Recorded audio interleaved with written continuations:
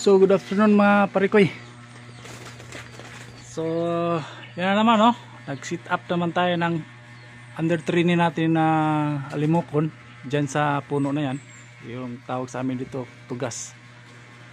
So may mga kuse o native parrot.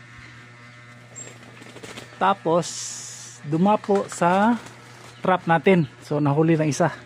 May isa tayo nahuli. So tingnan natin. Yan. Kaya maingay.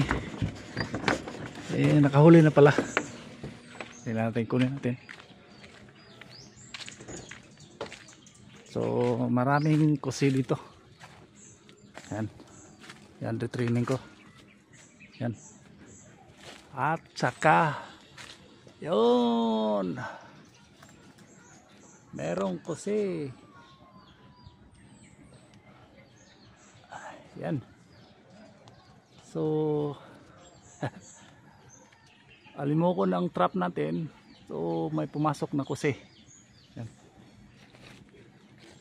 Natin. Tali natin.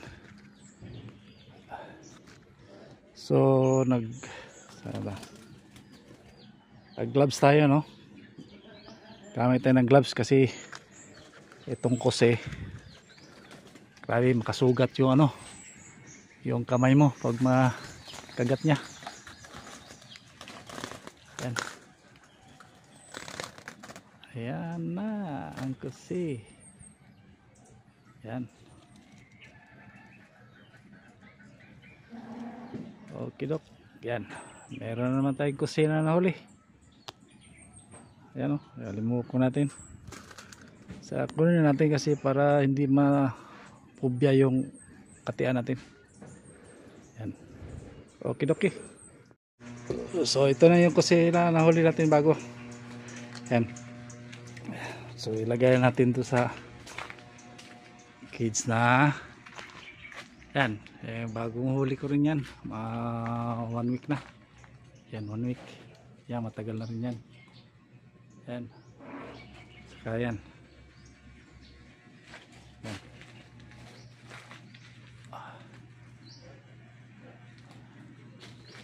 Okay, okay. Meron na naman tayong kusi. Yan. Okay, dok.